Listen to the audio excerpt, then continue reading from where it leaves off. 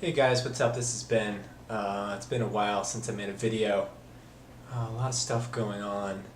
I haven't really talked about it on my blog or much anywhere, but I want to let you know that I've been doing another raw food trial. I did one last summer for 30 days. This time I'm in the middle of a 60-day raw food trial. I'm actually on day 55 today. And it's been a lot of ups and downs, a lot going on, a lot to process. A lot to do, but also a lot to enjoy. Definitely more ups than downs. But I had a major breakthrough in the past few days that I wanted to talk to you guys about. That I felt it was a story that maybe people out there, if you're watching, you could get something from this. Maybe you could learn something. Maybe it could help you. So I just wanted to share this story with you. For the past week or two, I've been watching a lot of Dan McDonald Life Regenerator videos. If you're not familiar with him, he's probably the reason I got into this whole thing to start with. In particular, I was watching this one video with him and Lou Corona, and I really enjoyed it, and I watched it maybe like 4 or 5 times. I was watching it like every day for a little streak, and just really enjoying it. And it's the one where Lou talks about how, when he first got into all this, and he had cancer and all these diseases, and how he, cured a bunch of things, and I just kept watching this video and not really knowing why, and now it's sort of all piecing together some of the things that happened to me. So I just want to tell you what's been going on with my week the past week. One of the things, Dan was doing a consultation with this one lady, and she had this disease, and he said, you have to go back in your life and forgive everybody who's hurt you, because otherwise you can carry this resentment inside you, and it can manifest as disease. And I wasn't sure if I really believed that. I'm a very left brain guy. I have a mechanical engineering degree, math and science. I'm like, okay, whatever. Maybe that makes sense. Obviously, we know that holding resentments and grudges inside of us is not good for us emotionally. But that it could manifest in the physical was something I was like, I don't know if I believe that. But he said, you have to forgive everybody. You can't be like, well, I forgive everybody, but this one guy who was total SOB and just total jerk, and I'll never forgive him, but everybody else is fine. You can't do that. You'll still be carrying around resentment. You have to forgive everybody. And I thought to myself, well, I've pretty much forgiven everybody who's wronged me. I'm cool, I don't let stuff get to me. It's fine. I'm good like that. That's not my problem. But I knew that I was having anxiety issues. My sleep has been good and bad, ups and downs. I've had good nights and bad nights. I've had a lot of nights where I'm just up, anxious, thinking about things. My mind is playing things over and over again, and I can't get to sleep. And that's been tough, and something that I haven't really been able to make much progress on until lately.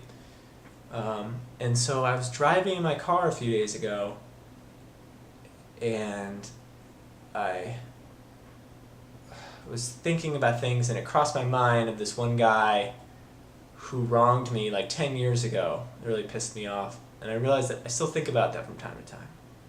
That I think about it so frequently, and I get so upset about it, but it happens so often, it's like almost unconscious that I forgot that I was doing it. And I thought that I forgave this guy, but then when I think about it, I was just like, my explanation to myself was like, oh, well, he was really just a jerk, and he had low self-esteem problems, and he was ego tripping, and that's why he did that, and he's a big asshole, and that's his problem.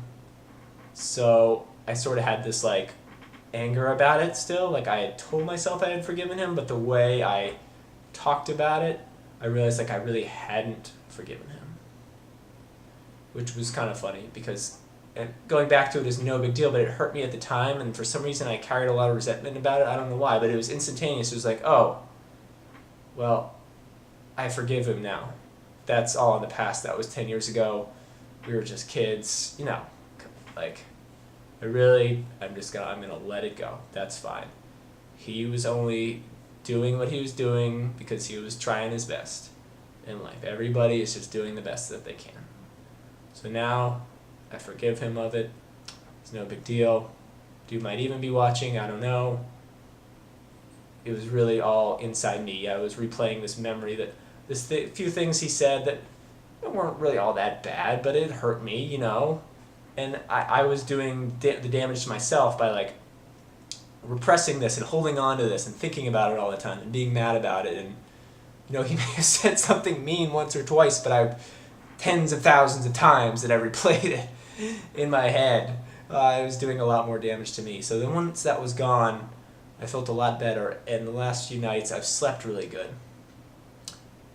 And the other thing that's happened is that I've noticed that I'm excreting alcohol. When I sweat, it smells like fermentation. When I go to the bathroom, it smells like alcohol. It smells like I'm peeing like skunky beer, which I was really confused about. I was like, why do I always smell like fermentation? Like I hadn't been eating any fermented foods. Been eating just fruits and vegetables, whole fruits and vegetables, sometimes juicing, but really not that much. Why nothing's fermenting in my gut? I don't think. I don't feel that. I was like, why do I smell like alcohol? And then I went to this raw food talk the other night with Bill, Raw Food for My Life. If you don't know who he is, awesome story about a guy who lost over 200 pounds on raw food. His channel is Raw Food for My Life. Check him out. He's great. I finally got to meet him in person. I was so stoked. He's as cool as he is on video in person. Very awesome guy.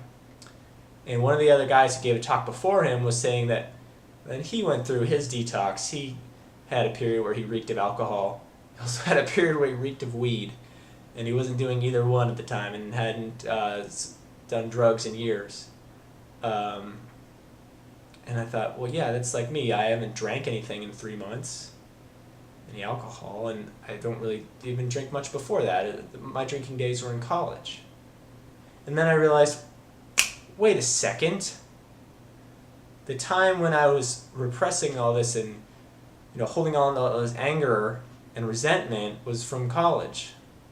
And now that I let it go, what I'm detoxing out of and my body is pushing out of me is all this alcohol.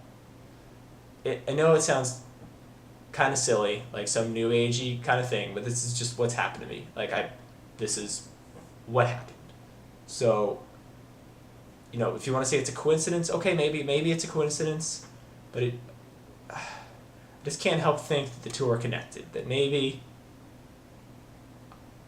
I was somehow holding on to this resentment, and that was causing some of my digestive issues. Because that's why I got into vegan and raw foods in the first place, because I had upset stomachs all the time, and I tested positive for all these foods that were causing me food allergies, and so I had to cut them out of my diet. And when I went to raw foods, things improved, but they never got 100%. I've still had, digestive issues up until the past few days, and now I'm just detoxing. My body's just purging stuff. I won't get into details, but things are just coming out of me, and it's been good to just get rid of all this stuff, and now things I didn't even know I had inside me. So I guess my message to you guys, if you're watching this, I know people say don't, repress your feelings, don't hold grudges, blah, blah, blah. And I always sort of took that as something that yeah, I know to do that, and I don't really hold any grudges, but I get angry, everybody gets angry, it's how you deal, I've heard people say everybody gets angry, it's how you deal with it, and I've always been decent at dealing with my anger, but I will tell you, if there are things that you're upset about, things from your past, people hurt you, and you're still holding on to that, it's going to hurt you 1,000,000 times more than the one thing that they did to you that one time. And you have to forgive people who've wronged you. You have to forgive them and move on with your life, or it's gonna cut you up, and you may not even realize it, and it take you some time to realize, wow, I've been repressing some emotion from for me it was 10 years ago, and I'm a young guy, I'm only 30, so. But you have to deal with these things, and Lou says in this video, it's very, very powerful. He says that you can't only just forgive these people. You have to realize what they did to you. They didn't know any better.